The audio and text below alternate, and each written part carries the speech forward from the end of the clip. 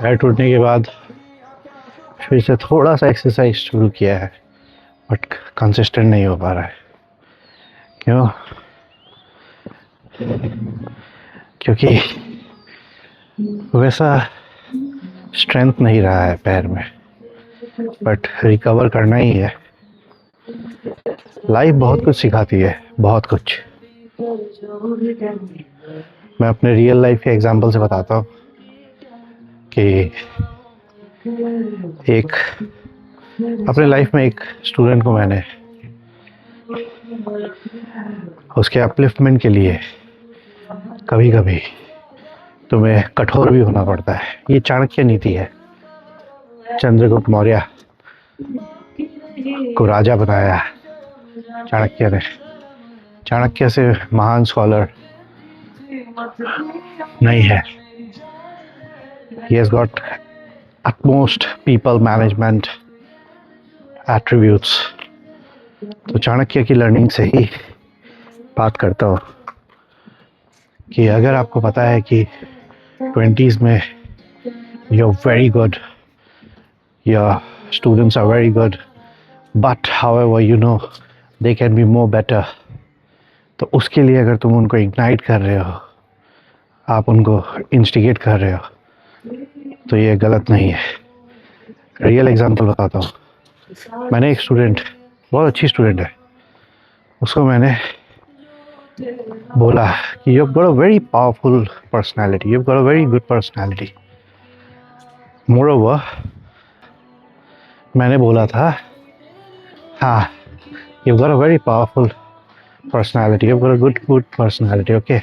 इसको और एनहांस करने के लिए मैं हमेशा ये हर किसी को बोलता हूँ कि BDNF is very important, that is brain derived neurotrophic factor.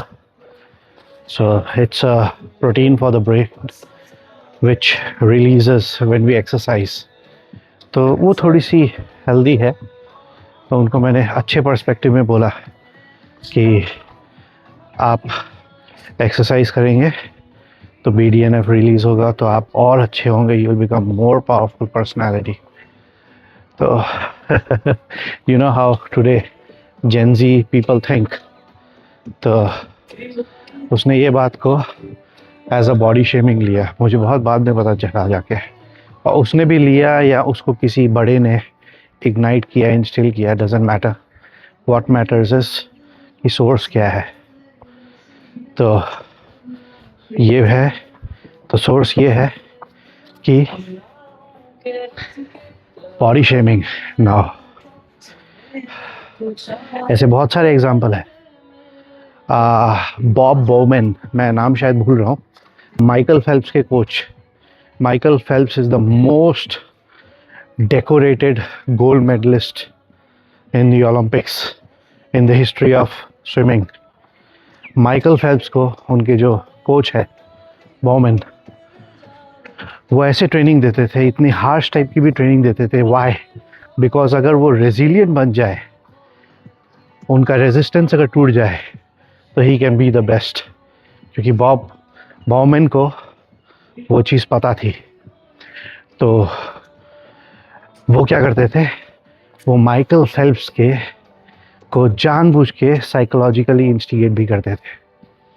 For example, उन्होंने अपने जो गियर्स है, जो स्विमिंग गियर्स होते हैं, जैसे चश्मा हो गया और स्विमिंग गॉगल्स हो गया, ये सब उनके पास एक्स्ट्रा बैकअप प्लान होता है कि नहीं। तो वो कई बार क्या करते थे, चलते चलते ना जानबूझ के उनके चश्मे के ऊपर में पैर रख देते थे और उसको तोड़ देते थे, just to check whether Michael Phelps is 24/7 prepared with a backup plan or not. So this is how strong management trainers coach work on. तो बट वही चीज़ है, इसलिए elite performers, top performers बहुत कम होते हैं।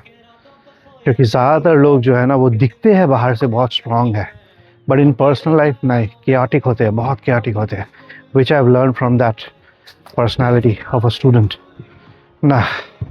अब लेकिन इसकी वजह से क्या हुआ है, इसकी वजह से ये हुआ है मेरी personality, I am a giver type of a person.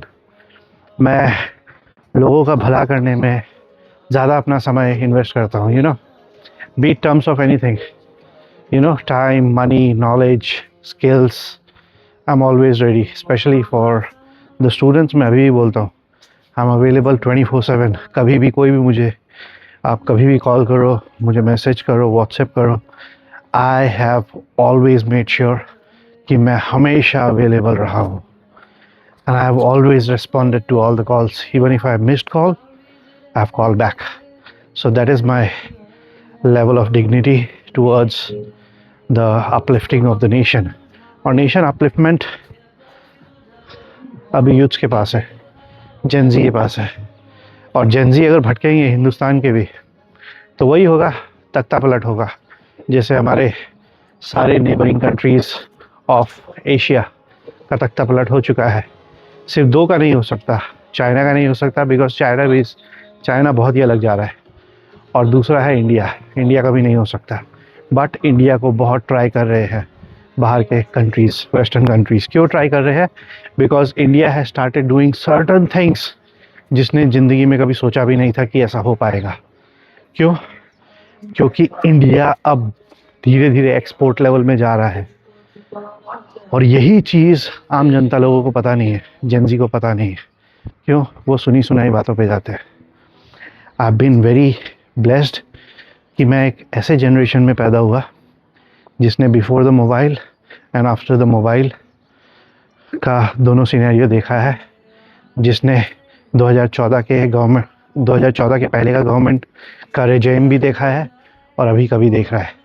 तो हमें पता है कि क्या क्या चीज़ों में काम हो रही है और क्या क्या चीज़ों में नहीं हो रही है। सेंट्रल में बैठे हुए लोगों को ये नहीं पता होगा कि आपका बॉर्डर सिक्योर्ड है या नहीं।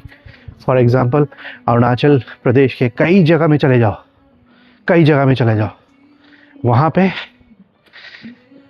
कितने बॉर्डर्स सिक्योर्ड है नहीं है, इसका किसी को नहीं पता है। अरुणाचल प्रदेश में ऐसे डिस्ट्रिक्ट हैं जिनको हमारे आज़ादी के 78 ईयर्स बाद अब भी रिसेंटली 1 महीने 2 महीने पहले जाके बिजली मिली है। आप सोचो आज के डेट में। I am from the north east and I am a proud north east. Assam से हो, खाटी एसमीज़, बहुत गर्व है मुझे अपने एसमीज़ में। हूँ मैं Punjabi by birth, but born and bought up in Assam. तो कहने की बात यह है कि यहाँ पे कच्ची सड़कें, टूटे फूटे रास्ते, रोड कनेक्टिविटी पुअर, ये सारी चीज़ें हमने देखी है अपने समय में। When we used to go to school, I've seen all that। पर आज के जनरेशन्स को ये सब नहीं दिखा है, तो इसलिए वो लोग नहीं समझ पा रहे हैं। उनको खाली ये लग रहा है कि प्राइस बढ़ रहा है कुछ चीज़ों का। अंडरस्टैंड, तुम बहुत पैसे कमाते हो, लेकिन अगर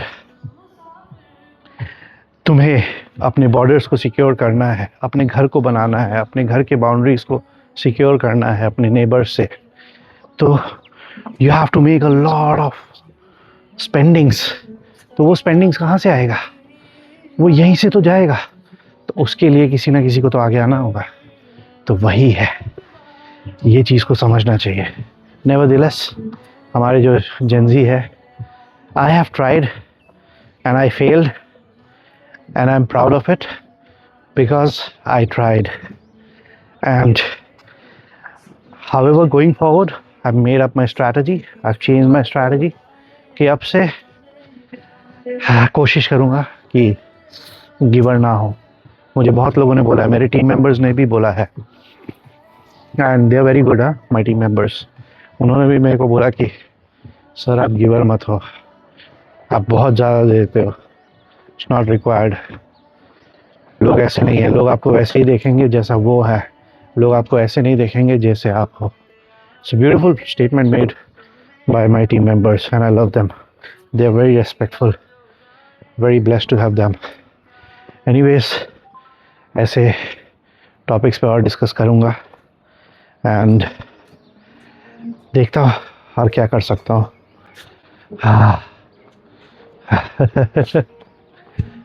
आपको ये बोल सकता हूँ कि हाँ, जिस स्टैंडर्ड ऑफ लिविंग में पहुंचने के लिए इंग्लैंड को 400 साल लगे, या नोट इट 400 ईयर्स, यूएस उस स्टैंडर्ड ऑफ लिविंग में 200 साल में पहुंचा। और काफ़ी साल पहले India and China were competing on the same level, but how हुआ, इंडिया को उस स्टैंडर्ड ऑफ लिविंग में पहुंचने के लिए सिर्फ 40 साल लगा। And look where India is. However the pace of growth of India has multiplied, but कुछ साल पहले की अगर बात करें तो नो, इंडिया बहुत पीछे हो गया था। You'll be shocked, Airbus India में मैन्युफैक्चर होना शुरू हो गया है, जो कि सर रतन टाटा का विजन था, उनका vision. Proud of that sir. आप और शॉक होंगे ये जान के कि इंडिया अब बहुत बड़ा एक्सपोर्टर बन रहा है और बन चुका है। किसमें पता है? आर्म्स एंड एमुनिशंस में। पहले इंडिया कितने 100 करोड़ों का इंपोर्ट करता था आर्म्स एंड एमुनिशंस, और सिर्फ 300 करोड़ का एक्सपोर्ट करता था। अब 38,000 करोड़ का एक्सपोर्ट आर्म्स एंड एमुनिशंस इंडिया करता है बाहर। So we are defense manufacturing company and we have made world's composite honeycomb, which is a very lightweight yet very strong technology, and उसको हमने leverage करते हुए सबसे पहले हमने बनाया था pressurized missile container for Akash, Astra, ATGM programs, which basically prolongs the life of all the missiles that the government is producing. Now using the same technology हमने उसको leverage करते हुए बनाया world का and globally the first bullet absorbing bunker, which can take more than 1500 armor piercing rounds in just 1 square foot of area, and those rounds can include AK-47, LMG, MMG, all of those. And this is man portable, para droppable, and allows our armed forces to have greater security and protection at the borders. Again using the same technology, because it is very lightweight and very strong, we have made our shelters. These are man portable shelters. Each component weighs less than 25 kgs. 2 जवान 2 घंटे में without any power tools या hydra या lifting equipment के पूरे shelter को assemble कर सकते हैं, जो -40 से +75 डिग्रीज तक के लिए सस्टेन कर सकता है। और इस स्ट्रक्चर के बहुत सारे यूजेस होते हैं, जैसे कि medical unit, it can be shelter, it can be ammunition, कुछ भी। एंड यही चीज़ हम सोलर एंड पावर के साथ इंटीग्रेट कर देते हैं, तो ये सेल्फ सस्टेनिंग हो जाता है। Already this is first in the world, this is already being supplied to northern command. All our shelters are also being supplied to Northern and Eastern Command already. So Army is benefiting from such technologies. So ये चीज़ें हैं जो growth दिखा रहा है। तुम्हें तकलीफ हो सकती है, बट हमारे आने वाले जनरेशन्स को तकलीफ नहीं होगी अगर ये गवर्नमेंट टिका रहा।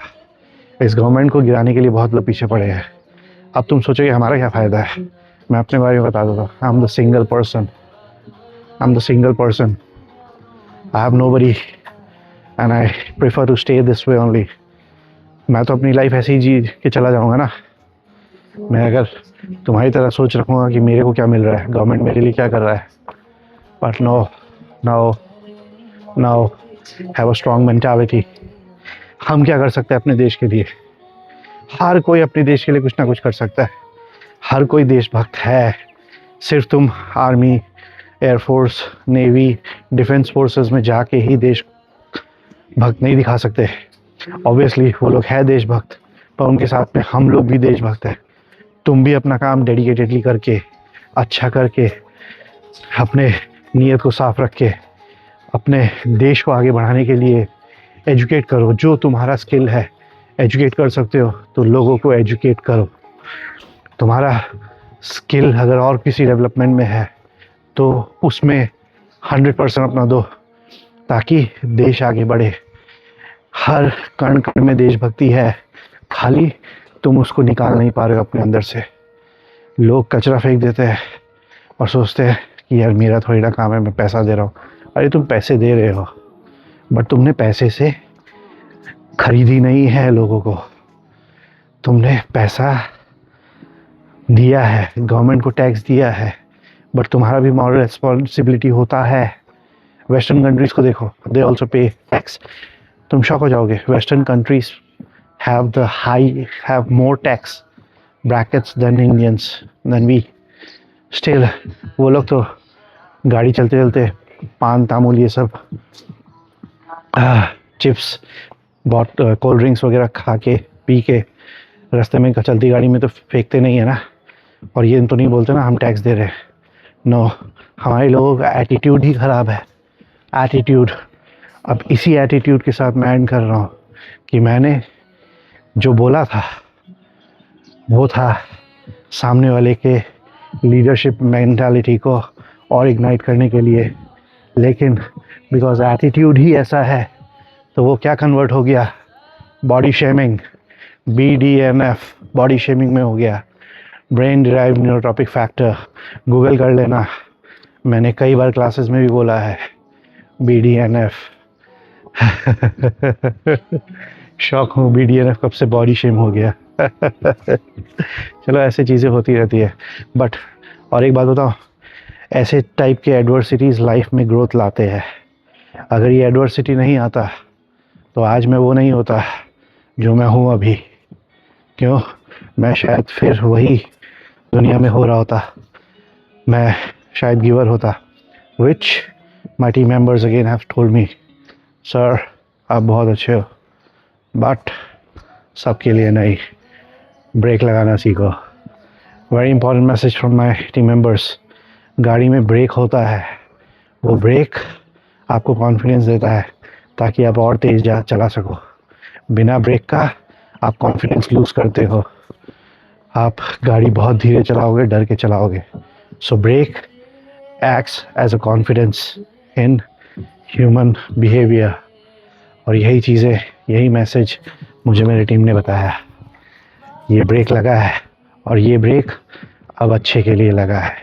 Thank you so much and God bless you. अच्छा लगा बात करके, खुल रहा हूँ, अब खुल के बात कर रहा हूँ, नहीं तो मैं कभी I never complain, I don't complain, मेरा वो एटीट्यूड ही नहीं है कंप्लेन करने का, बट हर्ट हुआ वो मैं बोल सकता हूँ, और मेरे टीम मेंबर सपोर्टेड मी, ये मैं बोल सकता हूँ। I love them, thanks mate, God bless you.